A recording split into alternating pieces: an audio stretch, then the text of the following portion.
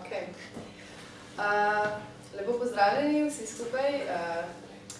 Hvala, ker ste prišli na ta čudovit ponedeljkov večer, popolnoma zamegljen, ampak lučke še vedno svetijo, tako da ste se lahko prebili do sem.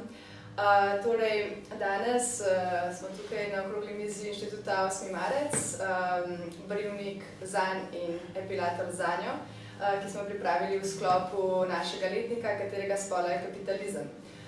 Danes se bomo pogovarjali predvsem o tem, kako potrošnja in potrošništvo nekako vplivajo na reproduciranje tradicionalnih spolnih vlog. Pogovarjali pa se bomo, jaz bom modelirala, vodila Sinja Čož, ki sem članica programskega odbora Inštituta 8. marec in raziskovalka na FDV-ju. Z nami je pa tudi Breda Lutar iz katedre za medijske in komunikacijske študije in Centra za raziskovanje družbenega komuniciranja na FDV in pa dr. Irena Šumi, ki se kot antropologinja na Fakulteti za socialno delo Univerze v Ljubljani, ki predava vrsto predmetov od socialne antropologije, socialne pravičnosti in zagovorništva do etično občutljivega socialnega dela. Je članica vrste domačih in tujih strokovnih združenj, bila je pobudnica in predsednica Društva antropologov Slovenije, trenutno pa je od 2011 tudi članica stalne nacionalne delegacije pri Mednarodni zvezi za spomin na holokaust IHRA. Ukvarja se tudi s sintezo družboslovnih in naravoslovnih znanj, predvsem v okviru tematik travme, nevroznanstvenih študij ter študij preteklih in sodobnih patriarhalnih struktur.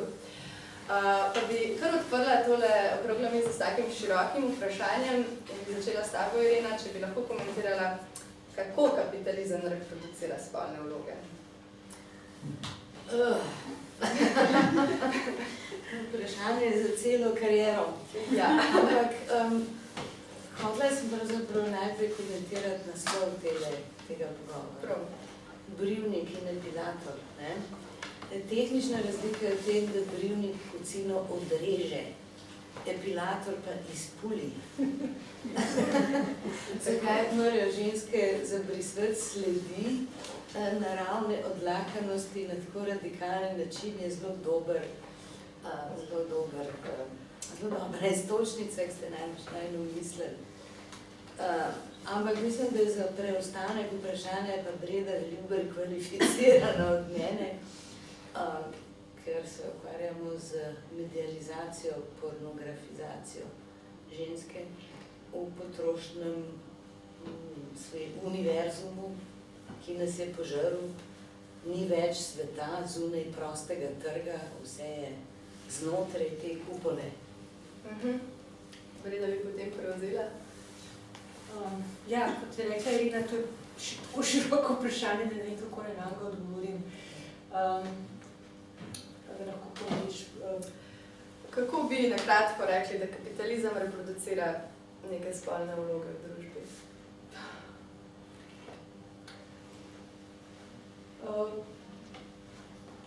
Verjetno ravno, ne vem, mi se zdaj predpostavljaš, da jih, ne? Ja, v bistvu, ne. Mislim, da se je v zgodovini skozi potrošnja povezovala z žensko v resnici, ne? In da imamo tudi v literaturi polno, rečemo od Madame Bovary pa do Maupassona, Ogrlice, tako polno ilustracij, kako ženska zapade, ne, v to potrošno manijo. Skratka, verjetno je to povezano z prvič temeljno delitvijo na domači prostor, pa na javni prostor, ne, na žensko, ki skrbi za ta domači prostor in potem kasneje s preoblikovanjem tega domačega prostora iz ene produkcijske enote v potrošno enoto, pa v emocionalno enoto. Ne. Se pravi, ženska je tam, da skrbi za ta prostor in vedno bolj skrbi skozi svoje potrošnje. Ne. Tako da je pa malo ta povezava tudi povezana z iracionalnostjo ženske. Ne. Skratka, je bila zelo pazljiva, no, ko bi potrošnjo povezvala z ženskami, ne, pa sploh to paniko okrog potrošnje, zaradi tega, ker smo zelo hitro znotraj, ko bi rekla, nekaj moralističnega diskurza, ki je že vnaprej malo ospolnjen, ne, tako da bi mogoče tle še malo odprti prostor pustila, ne, da je to res tako. Se pravi, ima potrošništvo tukaj neko ključno vlogo pri reprodukciji teh spolnih vlog? Bi rekli. Ne vem, mislim, skušala bi samo bolj tako zgodovinsko linijo potegniti,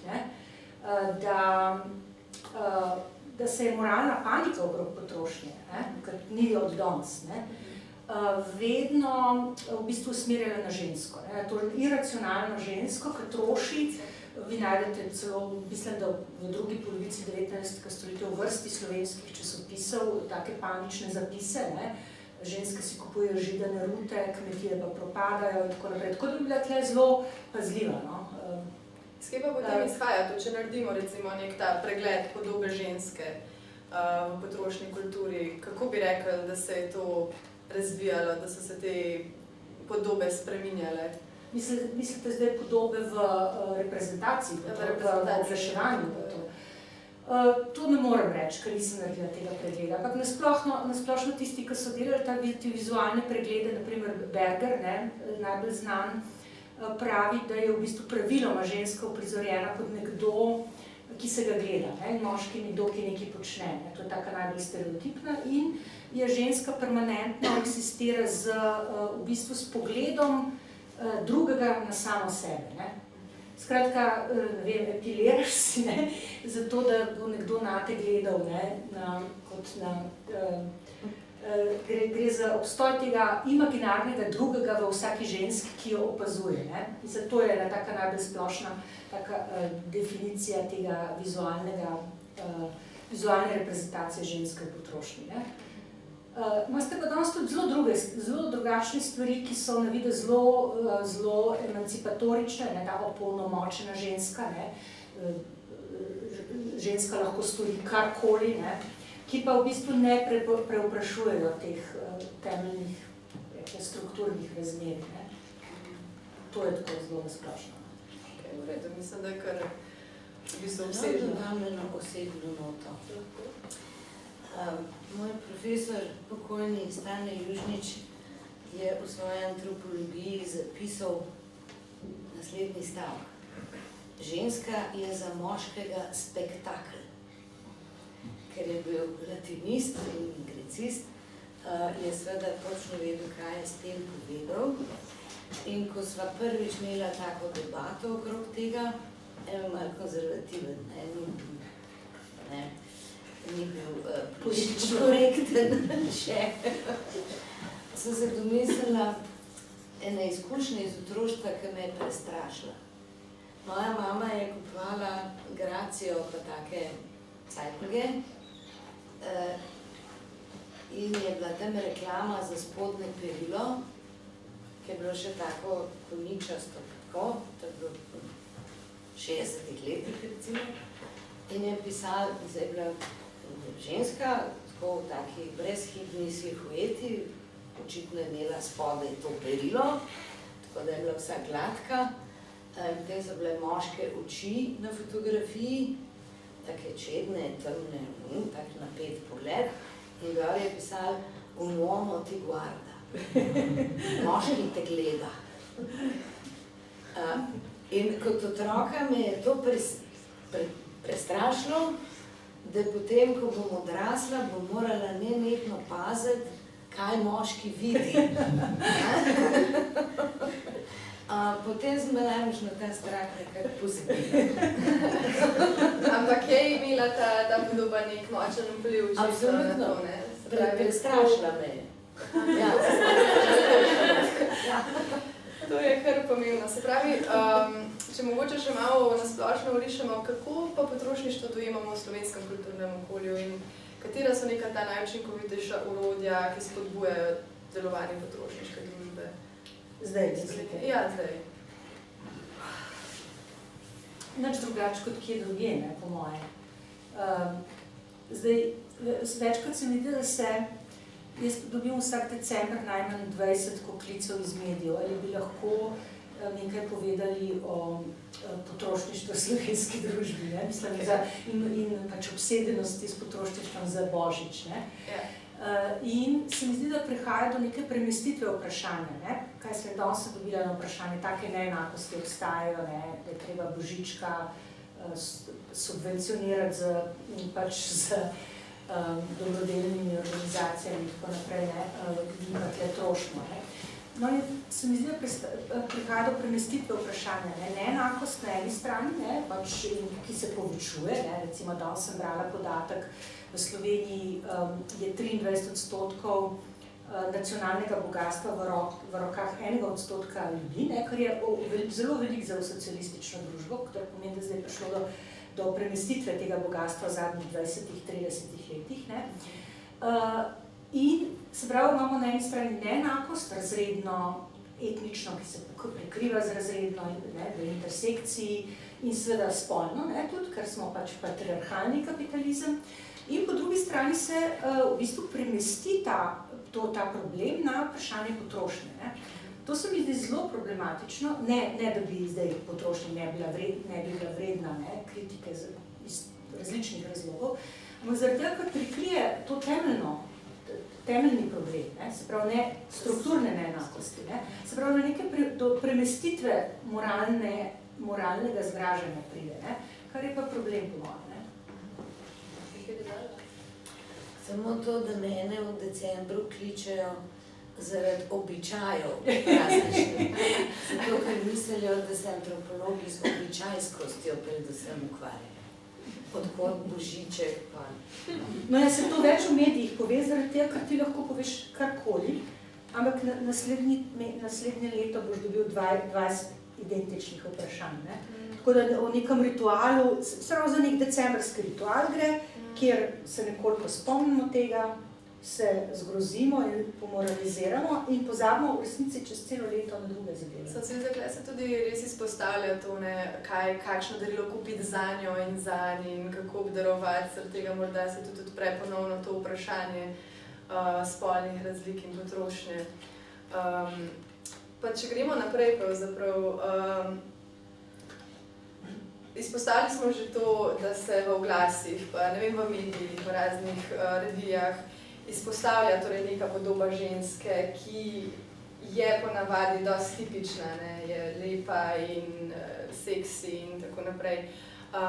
Zakaj se ta podoba tako izpostavlja v medijih in v oglaševanju? Zakaj je tako velika potreba po takšni izpostavitvi? Če bi katera to komentirala. Zakaj je ženska objekt reklame? Ja, glavni objekt oglasov. To stereotipno vedno prikazano. Tako vem, da zadnje čase me grozen zaposluje pornografija. In sicer z enega posebnega vidika. Zdaj, ko imamo poplavo sovražnega govora, ki je k temu še nekaznovan iz različnih vzrokov, pri nas zato, ker imamo javno tožilstvo, ki misli, da je treba predvsem spoštovati svobodo govora, brez meja. Na drugi strani pa zato, ker socialni mediji so korporativna last, ki očitno ne podlega nobeni nacionalni zakonodaji in tisto, karkoli kontrolo vsebin, ki jo izvaja povsem samostojno po lastni presoji. Kaj je skelet, kaj je jezik, ki ga sovražni govor univerzalno razume? To je jezik pornografije. Če vi gledate vulgaren tweet od kogarkoli, karkoli s sovražno vsebino in vse, kar gre proti ljudem v javnosti, ki so vedno zdaj osebno napadeni po Twitterju, na Facebooku, tako, nikoli ne gre za kakšno kritiko vsebine, kar je ta človek povedal, ampak vedno za osebne žaljivke, ki so zakodirane kot pornografija. Pornografija ima zelo dolgo zgodovino v družboslovju, zlasti feministke drugega vala so se s tem ukvarjale. Želele so neke prepovedi ali omejitve, kar se mi zdi seveda ponavljam brezplodno. Na drugi strani pa je pornografija ogromozanska produkcija in literatura z neskončno žanri, toliko kot je fetišov pač in specializacij, ki jo vsi poznamo, vsi vemo, kaj to je in v nobenem smislu ne dosega javnega govora. Nobenem. In sovražni govor računa na to poznavanje tega diskurza. Vsak ve, kaj sovražni govor pomeni, ker je referenca na to literaturo. Pravi tega, to seveda tudi industrija. Samo v ZDA dosega 4-kratne prihodke celotnega Hollywooda. Torej, gromozanska industrija in okusi odjemalcev se zmeraj bolj gibljajo proti hudo nasilnim vsebinam. Pravi bi rekli, da se ta podoba pojavlja zato, da privlači, zato da... Ja, predvsem je ženska, če se vrne na pornografijo, eden od zakonov pornografske literature je, da je ženska predstavljena od las do prstov na nogi. Celotno telo je seksualizirano. Medtem ko je za moškega nastopajočega v tej videoliteraturi pomemben samo osrednji funkcionalni del, obraz ni pomemben, nič ni pomembno, razen tisto, kar pride v stik z ženskim telesom. Se pravi, moški igralci v pornografiji niso zvezdniki, tako kot so zvezdnice igralke. Ženska je seksualizirana v celoti in vsaka reklama, ki več ali manj slečeno žensko predstavlja zraven produkta, ki se prodaja, včasih je težko ugotoviti, kakšna je zveza, seveda računa na to kodo iz pornografije, kaj je poželjenja vredno. In ženska je tam kot simbol jezikovni. Ženska pove, da je erotizirana, seksualizirana ženska. Mogoče ste opazili, ne vem, če je to moje opazanje, ni empirično podprto, ampak imam vtis, da je nekoliko manj te grobe seksualizacije v reklamah, ker so se razne ženske, zlasti v ZDA, strašno začele boriti proti taki zlorabi ženskega telesa. Ampak na drugi strani seveda imamo pa še druge nivoje, ki niso izrazito potrošnji, ampak so znotraj tega kulta mladosti, kjer se ženske, ki so političarke, javne osebnosti, znanstvenice, nekoliko manj se mi zdi, ker tam to nekako ni spodobno, se dajo kirurško spremeniti na način, ki je v pornografiji ustaljen kot norma. Prav, se tam napihne na usta, tisto mora grozno boleti, botoks in tako naprej. In seveda plastificiranje sekundarnih spolnih znakov in podobne reči. Tako da že na tej ravni vidimo, da je že v reklami, v komercializaciji je žensko telo tisti simbol, ki ga vsi razumemo zato, ker računa, da poznamo jezik pornografije. Sovražni govor je pa to zdaj odpeljal še za par korakov dlje. Zato je tako uspešen. In zaradi socialnih medijev to se tudi instantno širi. Sprav nekdo, trumpist v Ameriki, tvita o prostitutkah in drug dan je to že na veste čigavem Twitterju v Sloveniji. Ja, se ustvarja neka podoba, kako mora ženska potem nekako izgledati, ustvarja tudi nek ta transfer med izdelkom, ki je promoviran, ki je oglaševan in s to žensko, se pravi, da je ta izdelek poželjeno viden. Pa bi potem nekako prišli morda na samo potrošnjo potem, kako te podobe vplivajo na samo potrošnjo nekih teh materialov in izdelkov, ali vplivajo na kakšen način. In morda tudi to, pri sami potrošnji se nekako vidi, da je ločena po binarnem spolu že nekako od samega začetka. Če gremo po trgovinah, imamo za fantke ponavadi neke modre oblačila, ki so dana, in za punčke roza. Če gremo naprej, imamo, ne vem, za odrasle šampone, ki so vedno striktno ločeni, kaj je za moške, kakšen vonj in kako mora dišati moški, da bo ženska ga privlačila. Poznamo vse te Axe reklame. oglase. In me zanima, kakšna ima taka delitev, taka binarna delitev konkretnih izdelkov na družbo. Najprej mogoče, da v resnici je oglas, to, kar rečem, zdaj oglas, ki ne rečem več reklama, je v bistvu en žanr, ki je dosti manj pomemben, se mi zdi, je bolj pomembno ta promocijski diskurs. Predvsem pa preselitev tega promocijskega diskurza na področje, ki so naprej, bi rekla, nekako sakralizirana zunaj trga. Tako da se mi zdi celo malo marginalizirana zdaj reklama, oziroma se zmanjšuje njen prostor. Ali se preseljuje morda?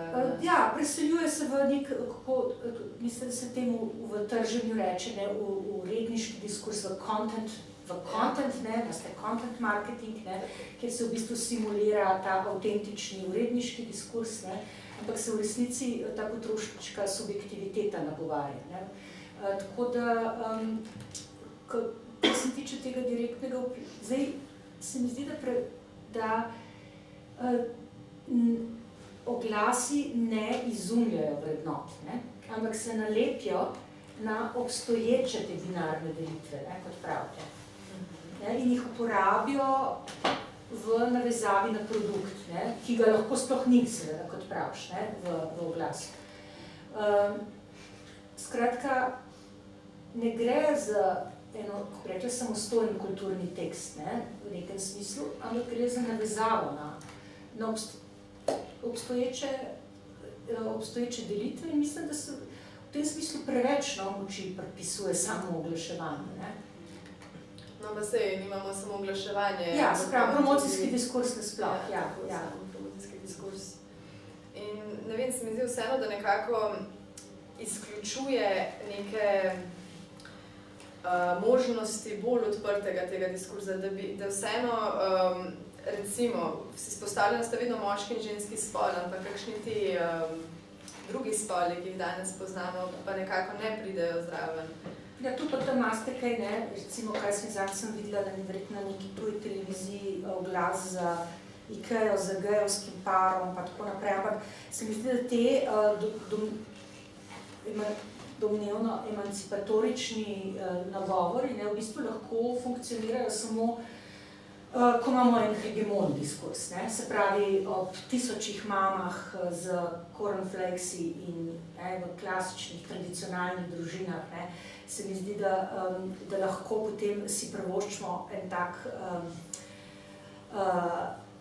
tak mali delček nekega domnevno subverzivnega diskurza. Tako da, nasplošno se gre pa, kot temu Šacom prav, za kapitalistični realizem v oglaševanju. In to se mi zdi zelo zanimivo, kar je rekla Irena, ta navezava na ta pornografski pogled, to se mi zdi bistveno. Pa bi, ne vem, ja. Tole bi dodala, danes sem na Facebooku našla oglas, video, da bi se zdaj morali otroke seveda brez predeterminacije spola socialnega vzgajati in da se zdaj otrokom ne reče več baby, ampak baby. Ta liberalna manija z identitetnimi politikami ima poleg zabavnosti in tako, tudi ta učinek, da povzroča zgražanje pri desnici. In hkrati, ko uporabljajo pornografiziran diskurs, tudi sporočajo, da je pornografija in vse to pravzaprav plod bolane levičarske perverzije. Tako na ta način so si zgradili moralno trdnost in kredibilnost in levičarji vedno osupnejo pri teh rečeh in ostanejo brez teksta, kar je res grozno. Zato, ker tak pornografiziran pogled v takem gejevskem paru v Ikeji pri ljudeh, ki so seksualno prestrašeni in so tudi zelo religiozno bili socializirani, to je velika povezava, nemudoma začnejo razmišljati, kaj delajo v nekih intimnih trenutkih, ne vidijo ljudi, ki kupujejo pohištvo. Da sta se te dva diskurza precej nesrečno prepletla in da zdaj nekatere ljudi resno skrbi, kako bi vzgajali otroke brez predeterminacije socialnega spola, kar se mi zdi tako tipično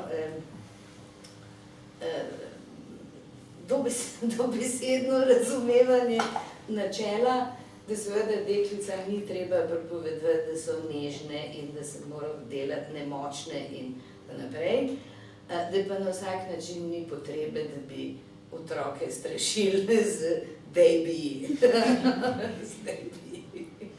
Da se te dva diskurza sta se zmešala in desnica tukaj zdaj sjajno, konkretno izkorišča gužvo. Levičarji so pa osupli.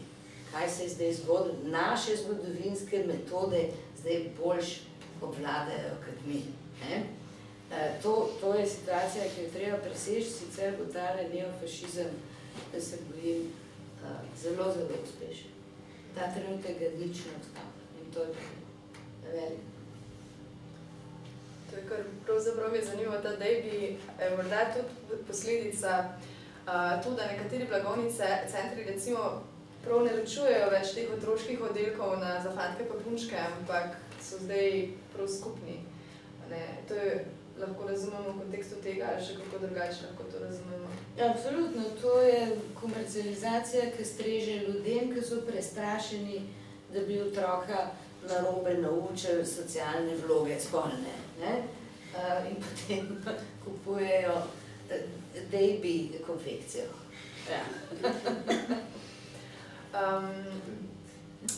Kako bi pa recimo komentirali to, ker so parkrat pri oblačilih probali narediti neko tako unisex kolekcijo, kjer pravzaprav ne bi bilo determinirano po spolu, pa vseeno bi večina teh oblek lahko prej uvrstili v moški oddelek kot pa v ženski.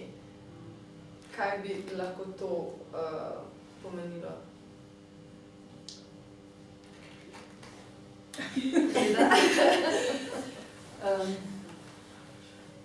Ne vem.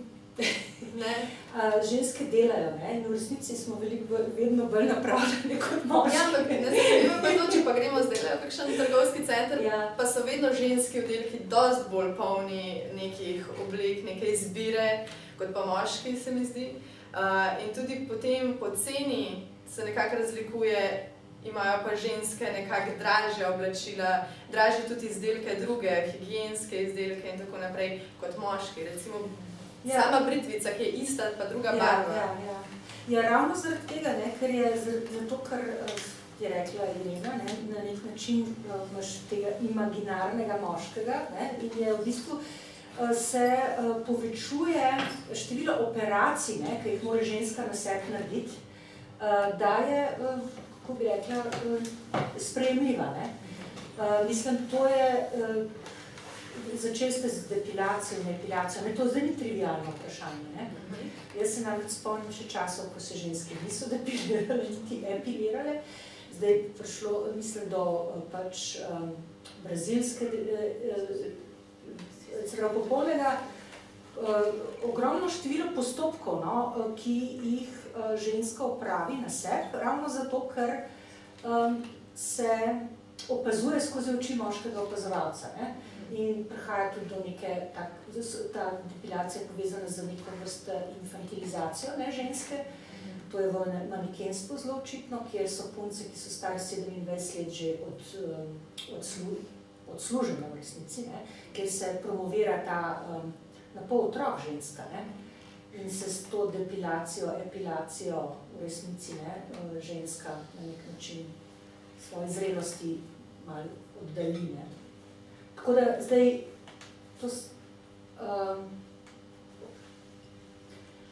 predvsem to dela žensko potrošnico v zgodovinski perspektivi. To delo na sebi, ta permanentna samotransformacija.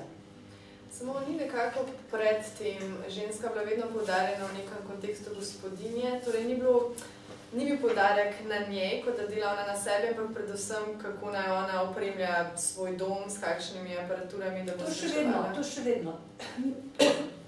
Jaz to v bistvu neko... Pardon, ja.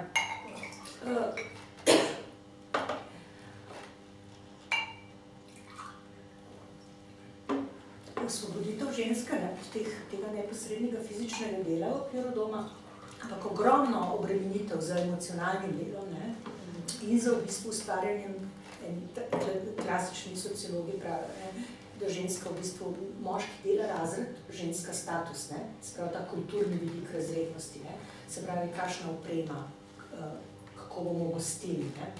Kako bomo opremili, kaj bomo skuhali in tako naprej. Skratka, ogromno ta fizično, neposredno fizično delo, prej pa sploh dom kot produkcijska enota, ne, se transformira v področje intenzivnega emocionalnega dela, ne, dela z otroci, z možem, ne, in skrbi za ta statusni vidik družinske enote. Spravi, mora početi oboje, mora biti super herojka, ki... Ja, to je taka tipični diskurs ženskih žurnalov in blogov in tako naprej, ne. Se pravi, zmoreš vse, ne. You can do it, ne. Sej pa imate vrsto blagovnih znamk, ki majčke proizvajajo, ne. Kako se pa... Ja, kar. Ne. Kako se pa recimo potem... moška neka podoba kaže v oglasih, če zdaj smo kar veliko poudarka imeli nekako na ženski in na ženski kot seksualnem subjektu, ki pa moški vstopijo v vse to. Zdaj, jaz mislim, da ne smemo poenostavljati, ne, da ni tle ene zgodbe, ene moškosti, ne, da je družba razredno razdeljena in pač da je ta hegemona moškost verjetno drugačna pri delavskem razredu, recimo kot pri intelektualcih, ne, na vseh področjih, ne, tako da ne bi poenostavljala, ne, kada bi imeli eno linijo pač tega oglaševalskega diskurza. Tako da... Nekako sta verjetno med sabo tudi prepletena, ne, že na ta način, da moški je tudi predstavljen velikokrat, da je poželjiv objekt ženske, da lahko dobi neke ženske s tem, medtem ko ženske pa prav tako, ne, so na tak način predstavljene, da so poželjive moški. Ne. Vse ostalo poželenje vrede, ja. tako je. Jaz bi samo pomagal, ena ciljna skupina, oziroma ciljni rang teh reklam oglasov, ki je večinoma namenjen moškim, so recimo reklame za avte. Če vam to kaj pomaga, da se lažje opredeliš do tega, kaj je in kaj ni. Ja.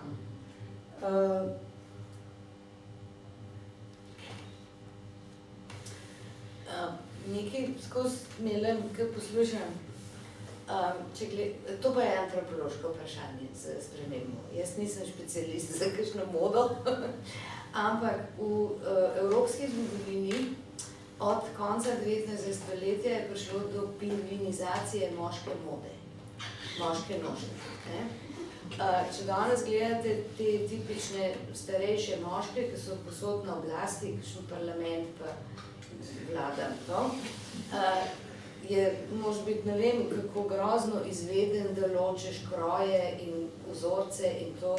Vem, da so ljudje, ki to poznajo. Ampak v resnici je neka uniformiranost in to je stara tema, to se je že razpravljala že v 60-ih, ko se je noša deformalizirala za moške. Tudi to vprašanje je dobro, zakaj takrat, ko pride do unisex poskusa, v bistvu pride do moškega spolnega izraza prvi oblek. Mislim, pa dobite Hugo Boss, ne? Črno, pa tako, ne?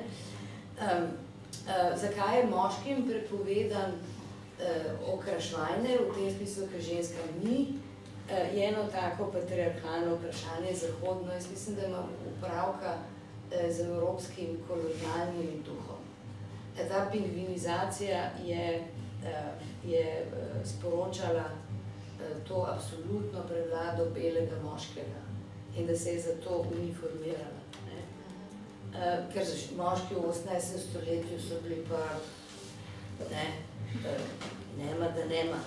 Zanimivo je, da moški lahko ima roza srajco, ne more imeti pa roza hlač. Ne tak resen moški na oblasti. Drugi lahko. Se pravi, barvne kode, vse to so signalizacije, ki jih znamo brati, ne da bi se zavedali v resnici. Na drugi strani smo pa deformalizirali obleko. V 80-ih letih v službo nismo mogli trenerki priti, zdaj pa lahko. In ljudje so porabili zjutraj 1 uro, da so se naščeplerali tako, ker je bilo treba zajeti ven. Nekateri mislijo, da je padlo spoštovanje do javnega prostora. Da zaradi tega lahko gremo v teater, pa v štarijo, pa v službo v istih cunjah. Ja, do ene deformalizacije prihaja, ker pač delajo analize teh raznih priročnikov za vedenje, pa načina osvajanja in tako naprej in govorijo o neki deformalizaciji v zadnjih 100 letih, vseh teh interakcij. Ampak to zdaj nima neposredne zveze z našo temo. Vse je tu povezano. Torej imamo zdaj kar nekaj teh smo že izrazili kar par načinov, kako se v družbi vse to troši in porablja. Mislim, če se lahko navažim na vas naslovim, ja, obstaja ena kategorija teh zelo konvencionalnih oglasov, večinoma gre za televizijske oglase, ki zelo na v bistvu najbolj klasičen način nagovarjajo te moško to subjektiviteto, žensko. Ampak hkrati obstaja pa vrsta nekih vzporednih diskurzov, ki jih dopolnjujejo. Tako da težko eno... Kaj da bi samo eno stvar, ki ima vpliv in... Imate te moške žurnale, ki zelo sofisticirano razpravljajo o vrsti srajce, ovratnika, ki gre skupaj z ovratnikom rekelca in se ena določena kategorija ljudi s tem ukvarja. Tako da tlele verjetno gre za različne kategorije oglaševanja. Eno je za to splošno publiko, kjer so te vloge dosti jasno razdeljene, na moške ljubitelje avta oziroma sanjače o avtu, aspirativne, potencialne kupce in ženske tradicionalne vloge, ampak to je en del sveta. Spravi, potrošnja je zelo korporirana v današnjo družbo in nekako mi kot posamezniki, posameznice jo jemljemo za svojo in jo uporabljamo zase in jo trošimo obenem, pa potrošnja nekako troši nas. Če bi lahko rekla, kaj hočem tukaj pravzaprav se navezati to. Ko pride do tega momenta, da korporacije dejansko uporabljajo neke močne te družbene dogodke, močne družbene gibanja, ki se dogajajo v neki točki za promocijo svojega lastnega izdelka. Kakšne so to pravzaprav posledice? Je to lahko videno kot, da se pridružujejo temu diskurzu, da želijo pristopiti in podpreti to družbeno gibanje ali enostavno izkoriščajo to za svoj lasten trg. Recimo, zgodilo se je nedolgo nazaj, da je Pepsi uporabil posnetke protestov, ki so se dogajali v Ameriki in so pač uporabili za to, da so spromovirali svojo pijačo na teh posnetkih. So uporabili ta moment, kjer punca prinese Pepsi kolo nekemu temu policaju, ki stoji tam v vrsti in te protestnike nadzoruje in miri. In ona prinese Pepsi in on sprejme in potem spije. To se mi zdi že kar dolga tradicija. To se navezuje na vprašanje, a subkultura, to se je začelo z razpadom subkultur, a subkultura lahko sploh še obstaja v tem fleksibilnem kapitalizmu, zaradi tega, ker se v trenutku, ko nastane, ali pa ko še ne nastane, korporacija lahko posluži teh simbolov subkulture in jih nalepi na svoj ali produkt ali kar uslugo. Se pravi, tle gre za neko parazitiranje, v bistvu koloniziranje enega sporočila. Tako da to je že kar dolg časa. Neverjetna fleksibilnost kapitalizma. Kaj se, če dam primer, mi smo delali eno analizo razmerja do kavbojk v socializmu in tako naprej. In tam so uporabniki kavbojk, ki so mogli dolgo pot prebiti, zato da so jih sploh dobili, delali na teh kavbojkah. Se pravi, šlo za neke vrste brikolaž. Kavbojke si mogel prilagoditi modi, tistega trenutka, če so bile moderne svetle, si jih mogel temne posvetliti, jih nacufati, če so bile scufane moderne in tako naprej. Se pravi, ti si na nek način subjektiviziral tisto blago. Danes je ta produkcija s fast fashionom tako hitra, tako se hitro prilagodi, da je bilo še pred 10 leti neverjetno, da bi prodajali strgane kavbojke. Danes je to jasno, da pride takoj do te prilagoditve. Se pravi, to gre, bi rekla, vitalnost tega sodobnega kapitalizma. To je treba reči, da slogi oblačenja so vedno komunikacija. Tako kot se oblečem, s tem signaliziram, kako želim, da me vidijo. In vsi poznamo tudi ta jezik, vemo, kaj kakšen kos, barva, kroj pomeni. V bistvu je to komunikacija.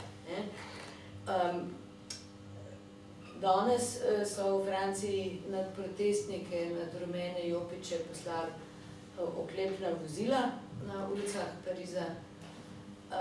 Mogoče bo kdo Pepsi prinesel, ampak insinuacija v taki reklami je jasna.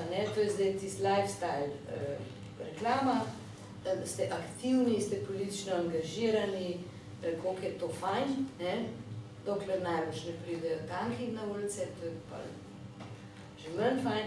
In je žejno opravilo protestirati in zadevnega človeka in policijo zažeja. Zabrati, da gre za ampak gre za komodifikacijo političnega polja. Bodite hip, ki protestirate. Se pravi, še neko tako res močno družbeno gibanje uporabijo, banalizirajo, trivializirajo s tem. Zdaj vprašanje, ali bo ta mem, kako se temu zdaj reče, stanki, kdaj bo, katera korporacija ga bo prva uporabila. Tragedija 9/11 je bila uporabljena v tisočih reklamah, ker je bila v trenutku ta silhueta dveh neenakih stebrov prepoznana kot logo za najrazličnejše katastrofe, naprimer 2 cigareti za smrtonosnost kajenja. Se pravi, stvari, dogodki se potem spremenijo v kode, ljudje, ki imajo kaj za prodajati, jih pa izkoristijo za reklamo, zelo preprosto. Ampak to je zelo zanimivo, da si uporabila prav cigarete kot ta motiv, ker ravno tobačna industrija je izkoristila ženska gibanja za enakopravnost in za pravice, zato da je odprla nek nov trg in je prav izkoristila moment, da uporabijo cigareto kot simbol emancipacije ženske od moškega, ker je cigareta predstavljala tak močan moški simbol v tistem času.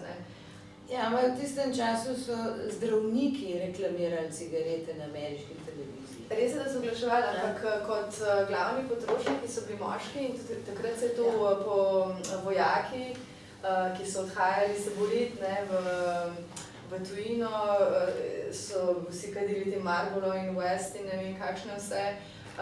In se je prav poudarjalo naši heroji, vojaki. Ja, to je bil simbol moškega možatega vedenja, ampak v visoki družbi poznega 19. in 20. stoletja so socialno kadile tudi dame. Imate cel kult damskega kajenja s tistimi dolgimi špici In to, kako je že rekla, ki je rekla cigarette me baby. Najska stvar je bila tudi erotizirana in tako, ena od teh blond. Se pravi, višji sloj se je vedno lahko drugače obnašal od nižjega sloja. Privilegij višjega sloja je vedno v opreki z javno moralo, ki je za vse.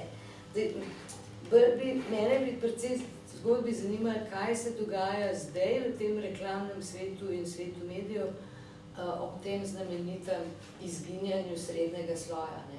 Vedno več ljudi je ali zelo revnih, ali zelo bogatih, vmes ni pa nič. Kako se bo oglaševanje navadilo na to in kako bo to? Oglaševanje je vedno aspiracija, ni neposredna.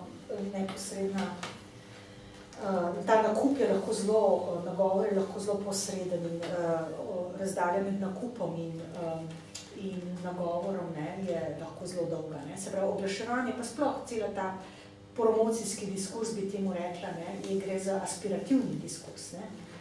Tako da ni nujno, da se tle zaradi tega kaj spremeni.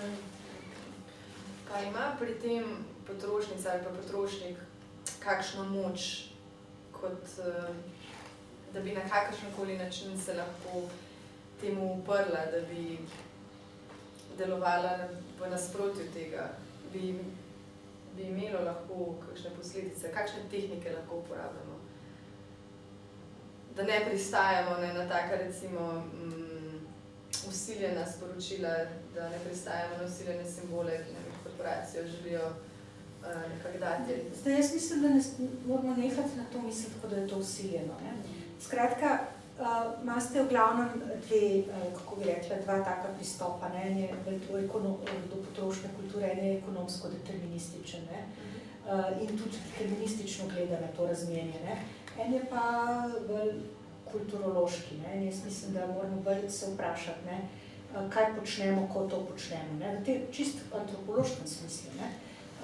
Tako da mislim, da ko govorimo o obdarovanju, darilu in tako naprej, se moramo odmakniti od tega moralizatorskega tudi. In se moramo vprašati, kaj darilo je v resnici.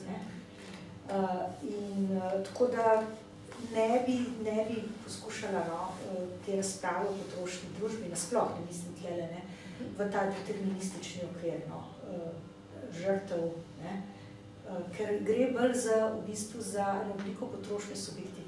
Vi danes zahtevate izbiro povsod. Vi zahtevate izbiro, mi zahtevamo izbirne predmete na fakulteti. Sprav tam, kjer so ti včasih drugi povedali, kaj ne bi ti vedeli. Moš imeti zdaj možnost izbire. Zahtevaš izbiro pri zdravnikih. Skratka, gre za koncept izbire, po moje, sej to je pisala Saleclova. Po moje gre za to potrošno subjektiviteto, se pravi za vprašanje subjektivitete. Eni to povezujejo z novimi mediji, kjer ne bi že sam ta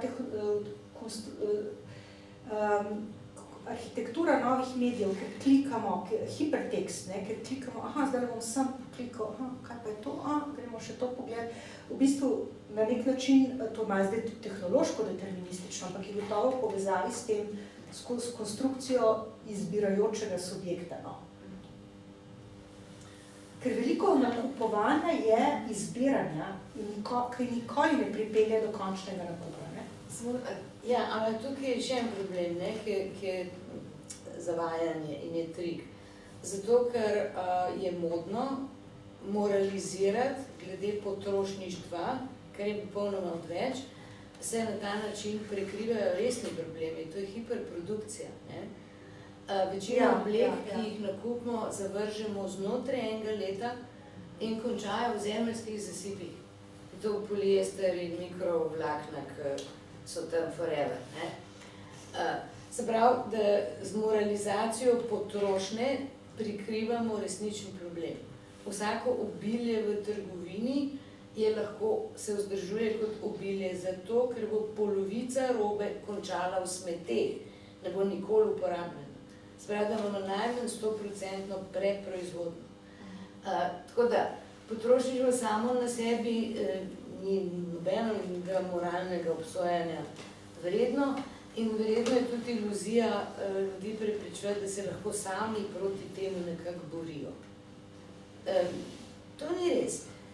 To je forma socialnega obnašanja in vsako čudaštvo je tukaj tvegano. Tvegano. Mislim, ljudje, ki si lahko čudaštva privoščijo v socialni komunikaciji, morajo neko marko iz tega narediti, neko firmo. Ne? Dokler imamo to družbo preobilja, je potrošništvo, nima nobenega smisla, da moraliziramo okrog njega, ampak ta biznis model je pa treba preoprašati.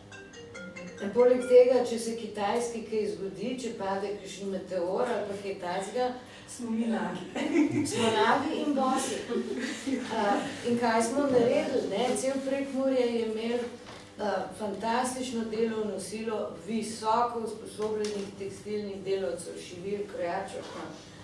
Danes je stvar tako daleč, da če bi hoteli obnoviti eno fabriko z oblekami, je to že nemogoče. Ne? Se pravi, smo uničili vednost, spretnosti. Tako da šparite cojne, če se Kitajcem kaj zgodi. Ni mogoče morda če za konec neka misel, ni mogoče ravno ta ideja izbire, da imamo mi možnost izbire, ki vodi to hiperprodukcijo, ne? Ker ne morajo vsi konstantno nekaj ponujati, različne stvari, da imamo mi lahko izbiro, da potem to kupimo in potem izrazimo sebe v družbi preko tega. Da... Gre tudi za poslovni model, ne? Fast fashion. Ne? Pa tudi ne samo fast fashion. Zanič je bila novica, kjer je recimo Burberry 80% lanske produkcije uničil.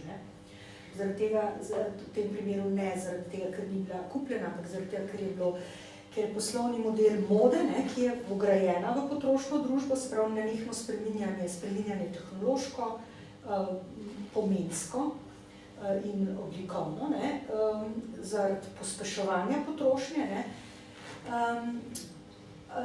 onemogoča znamki, da lansko kolekcijo letos prodaja, razen na teh paralelnih trgih. Se pravi, treba enostavno uničiti, zato da obdržiš vrednost blagovne znamke. Po drugi strani pa fast fashion, ki pa temelji na tem hitrem obratu in hitrem uničevanju stvari, v pomenskem smislu uničevanju. Ampak to je zdaj ta produkcijski vidik. Jaz mislim, da moramo upoštevati ta vidik, ki je pa mnogo bolj težko ga dojeti, s kakšno subjektiviteto imamo opravka. In to je, kar sem tudi jaz na začetku hotela povedati, to, kar je povedala Elena, da prihaja do premeščanja, v tem konkretnem primeru, in prihaja tudi premeščanja pri vprašanju razrednih razlik. Premeščanje vprašanja na moralizacijo, okrog same prakse potrošnje. Z drugimi besedami, moralizacija je vedno suspektna. Moralizacija je nasprotje analize. Ja. Analiza je velja za nemoralno, recimo v slovenski srednji izrazito, in pri ljudeh, ki radi moralizirajo tudi, je škandalozna v resnici. Zdaj treba moralizacije ovedati, to je, mislim, da je higienski način življenja in mišljenja. Če je moralizacija, potem je treba postati pozoren in skušati doseči analizo. Ni se bo treba počutiti krive, če si želite kakšnega lepega rekelca. To pa zikanje. A bi radi mogoče še kaj posebej izpostavili, ker nismo pokrili trenutno? Ja, no to, mislim, to je ključnega pomena. Eni vključujejo moralizacijo, to moralno tematizacijo. Ta moralna tematizacija temelji na analizi. To je ključno. In recimo antropolog Miller ima en fantastičen tekst o oblekah, ki se posebej posveča oblekam črncev, ki skozi tako dandijevstvo, izrazito skrb za svojo obleko na nek način nagovarjajo svoj položaj. Tako da tle treba biti